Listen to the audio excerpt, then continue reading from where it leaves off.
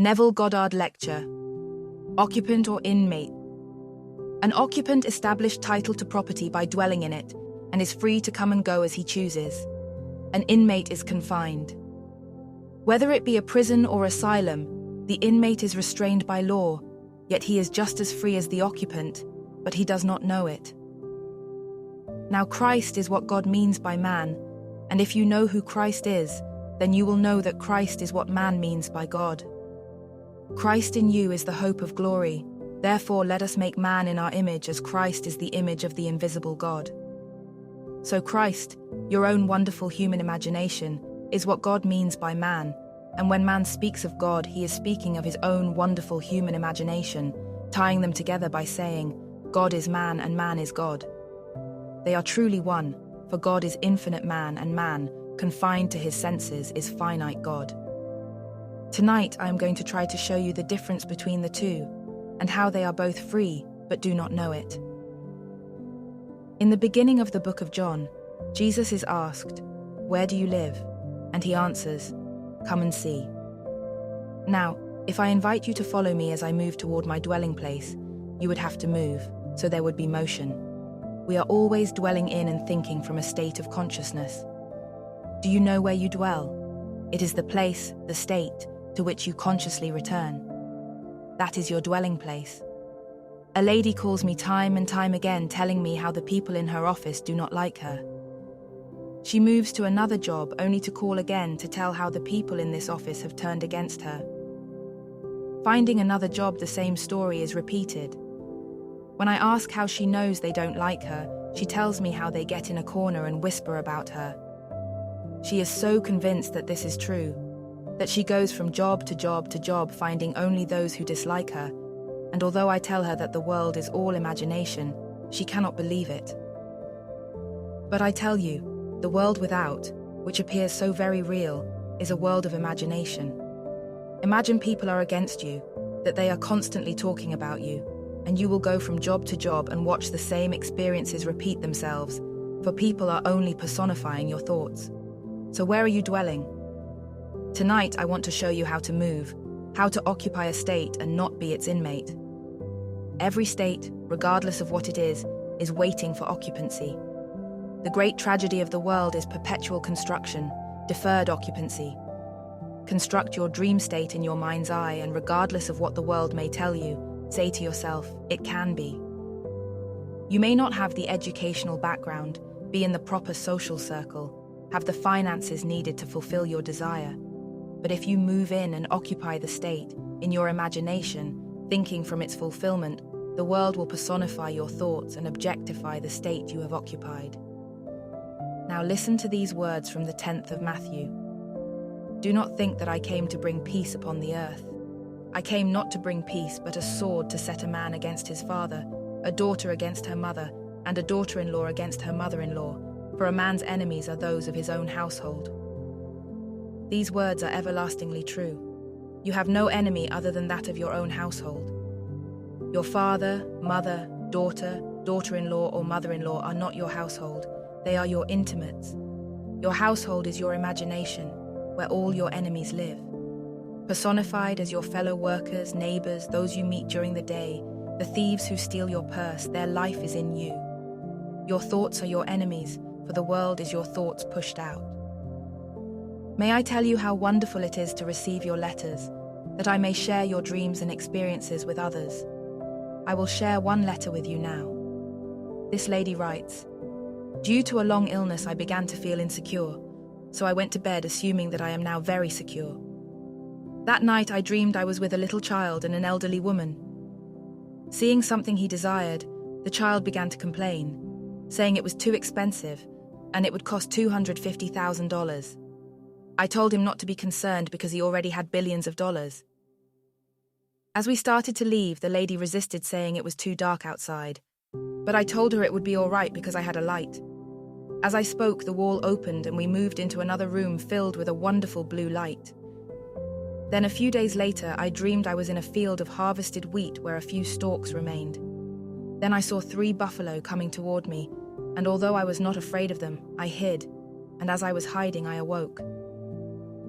In the 14th and 15th chapters of Deuteronomy, we are told, "When you reap your harvest in the field, do not muzzle the ox, but allow him to take what he will.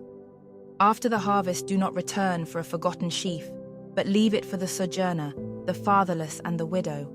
And if perchance you beat the olive trees, do not go over the boughs again, but leave them for the sojourner, the fatherless and the widow.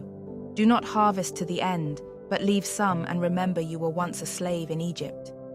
3 in Scripture represents resurrection. On the third day, the earth rose up out of the deep. The buffalo, like the ox, eats what it sees, and what it needs you are willing to leave behind for them to feed upon, as the symbol of the stranger, the fatherless, and the widow. My earthly father took that story in Deuteronomy to such an extent that he would never finish his plate at home. When he had all he desired, he would fill his plate once more, take one small morsel, and leave the rest for the servants. My mother had instructed the servants not to eat from the table dishes, but from anything that remained on the plates, so my father would make certain they had a full meal from his plate every time. He did the same thing in New York City, and I couldn't convince him that the waiters would not touch it. He left food for the sojourner whether they ate it or not. That was my earthly father. And so it was with the lady in her dream. She left the grains for the sojourner and those who may need it, remembering when she was a slave in the land of Egypt. So I can say to her, "You are having biblical dreams. And when these dreams appear, you, God asleep, are near the unfolding of Christ. For Christ is what God means by man, and Christ awake is what man awake means by God. When Christ, imagination, begins to stir in you, go all out and completely abandon yourself to a state. Determined to either sink or swim, dare to move from one state into another.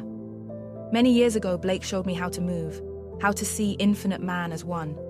Telling me to let myself go and fall backwards, I fell, just as I have done from a high diving board into a pool. But this time I fell through interstellar space, and when I came to rest, I saw a heavenly being in the distance. At first it appeared as one man whose heart was like a flaming ruby. As I approached, I saw that this flaming heart contained all of humanity, all the nations, all the races. Every being in the world was contained in the heart of the one man. That is how I learned how to move from one state into another. Just let yourself go and fall backwards into another state, from one of not being wanted to being wanted. Now, another lady writes, saying, "In my dream I came upon scene after scene, each changing as I approached it. I could see the scene, and as I thought, the scene rearranged itself to outpicture my thoughts. Then I realized I was the cause of its change. Now I realize that even while I'm dreaming, I am doing." Filled with joy because she had remembered the principle of revision while dreaming, she sat at the breakfast table having coffee when she heard a voice within her say, "Move into the state of love." Then the room began to recede and she felt herself falling backwards. The sensation was so great, she broke the feeling and the room returned to normalcy once again. She regretted her action immediately, but confessed, "Now I know how to move." If you know how to move, you are free.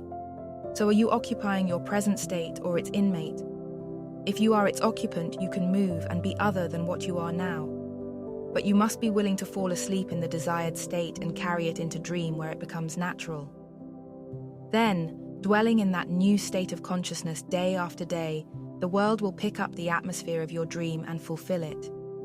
Do not ask anyone to help you, just occupy your desired state, knowingly, not unknowingly as before. Blake saw it so clearly, saying, "I do not consider the just or the wicked to be in a supreme state, but to be every one of them in states of the sleep which the soul may fall into in its deadly dream of good and evil." Now, Blake never used a word in a loose manner. When he spoke of falling into, he meant exactly that. Desiring to see the one man containing all, he told me to fall backwards, and I did. Everyone can do it. No one is less than another. Christ in you is the hope of glory. Not Christ in a chosen few, but Christ in all, for Christ is what God means by man. Are we not told to bring forth Christ, that he remains with us in labor until Christ be formed in us? When God said, "Let us make man in our image," he was saying, "Let us make man who is Christ, for Christ is man, and when man knows who Christ is, he knows they are one. God became man, that man may become God. We are not some little thing, but Christ, and we can be anything we want to be if we occupy a state and are not its inmate. In the November 18th issue of Time magazine, the official speaker for the Vatican said, "The teachings of the Catholic Church must be considered as certain, and whenever they change, it is only a change from one state of certainty to another state of certainty." Now, aren't we living in Alice's Wonderland? All you do is change from one state of certainty to another state of certainty. May I tell you, truth cannot contradict itself. If it is now false, it was always false.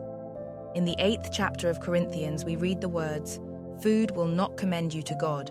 You are no better off if you eat, and no worse off if you do not."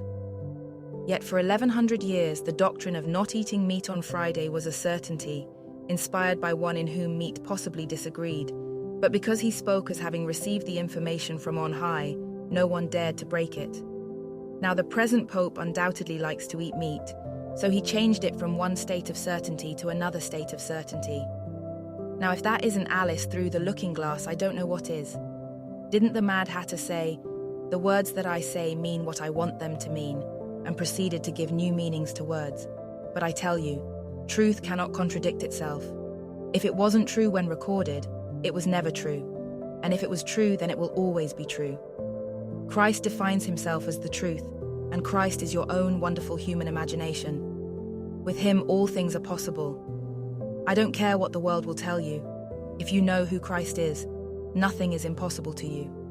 If you feel secure or insecure, loved or unloved, known or unknown, it is only a state whose occupant is Christ. He takes the state of security upon himself and wears it like a garment, knowing he will make it alive. That power is in you, eager to do your will. Deliberately move into the state of being known, of being affluent or famous by falling into it. Clothe yourself with that state, for you are Christ. There is nothing but God in this world, and Christ is what God means by man. Made in the image of God, Christ is in you. You will never find him on the outside. When you see Christ, you are seeing yourself. On that day, you will not lose your identity, but will see a state of beauty, majesty, greatness, and strength. Every noble characteristic in the world will be embodied in that state which you will recognize as yourself. When you see your son, he will look exactly like you, but raised to a higher level of majesty. Looking at yourself, you see Christ. This I know from experience. Everything here on earth is but a caricature of the being you really are.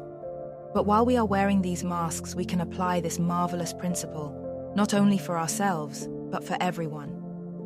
The lady who calls tells me that she never does what I ask of her. Lord, how long, O Lord, must I forgive my brother? 70 times 7. I must continue to put the lady into the state of being wanted and loved until she remains there, even if I have to do it 70 times 7 times. I can never give up, never turn my back and discard anyone as hopeless. Nothing is hopeless unless you give up hope.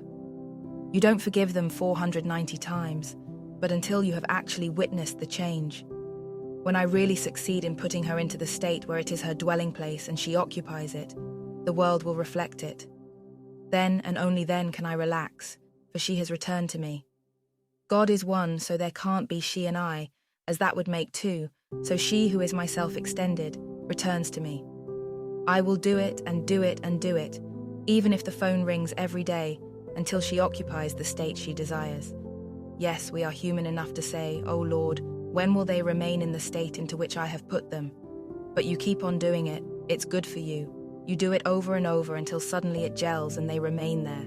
And remember, everyone is yourself made visible, so you can't discard any being in this world. No one can be lost, because your Father is in all. He is in me and therefore cannot lose me. Were he not in me and only in you, then he could discard me, but he can't because he dwells in me. And he dwells in you, therefore he can't discard you, and because he is one, we bear one another's burden. Help everyone who asks. Even if results are not immediate and things seem hopeless, remember, nothing is hopeless. It is only a state, as is everything in this world. And when you see the eternal states you stand amazed for, strangely enough, they are all human. Every state I have ever seen is personified. Hope, love, faith, all personified. So tonight, take me seriously. Occupy a state. Don't become its inmate. You are wearing a garment of death, and while here you are rooted in hell, aspire to heaven and flower on earth as the entire drama of God unfolds within you. Then the garment is taken off, the burden is removed, and you are set free knowing I am in the world, but not of it. So be of good cheer, I have overcome the world. In the world you have tribulation, for you are rooted in hell, the region of fear, but aspiring to heaven, the realm of hope that God's dream of making you in His image is successful. The two are married, producing vision which unfolds within you like a flower as Scripture is fulfilled. The world is made up of states, all states of the soul which sometimes play the part of the fool, other times the wisest of men. But no mortal eye can see the occupant of the state, only the garment he wears. No mortal eye can see the garment I wear, for it is the body of the risen Christ. I am now one with Christ, and Christ is God, and there is nothing but God. Therefore there is nothing but Christ. Fused with that risen body, you are one forever with the body of love, yet walk the earth as a mortal man until every little bud unfolds. So tonight, learn how to move. It takes no time to move from one state into another, just the willingness to let go. You cannot serve two masters. You either believe me or you don't. You are either with me or against me. Burn your bridges and completely abandon yourself to the person you want to be. Reason cannot understand, therefore he will say it cannot be. Reason will never find Christ, for Christ comes only through revelation. Don't ever be ashamed of being afraid, for who hasn't been fearful in this world? What person can tell me he hasn't been afraid of going to hell? Are we not told that Christ went down into hell, but he aspired to heaven, and that is his hope? The three great virtues in the world are faith, hope, and love. The greatest is love. For when the whole thing flowers, there is nothing but love who did it all. In spite of all the horror, love was the guide, for there is nothing but love. So in the end, no one will be greater than the other, because there is no other. There is only one, and that one is God. Try this simple technique of falling back, but know where you are going. Just let yourself go and fall into the state of security. Remain there until it feels natural. Then you will find yourself returning to it often as it becomes more and more comfortable. And the state to which you most constantly return constitutes your dwelling place. Remember, everything remains just as it is unless you move. This room will stay as it is until you move. But if you move the slightest, the room, although still the same, will be seen differently. The world is finished, yet seen so different when viewed from another state of consciousness. No one is any greater or more important than you are. They are only a state, and many of them don't even know it. In fact, most of them know nothing of what you have heard tonight. You are blessed because you have heard as you are told. Thank you, Father, that you hid these things from the wise and the foolish, and revealed them unto babes, for of such is thy gracious will. You will never find Christ in scientific books, but you will hear of him through the hearing of the ear by one who has experienced who he is, and you either believe or you don't. If you believe me, you can test me.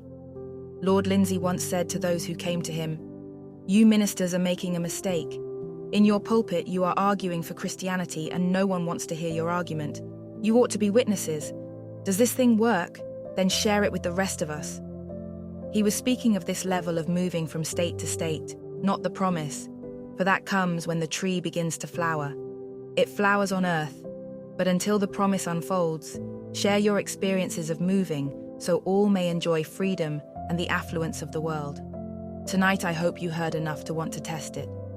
Try falling into a state and remaining there until it feels natural. It feels natural to go home tonight, and you'll feel relaxed when you arrive. I've been living in my home 7 years now, and no matter where I go, it always feels so good to be home again. Now move into a state and stay there until you feel just as comfortable in it as you do your home.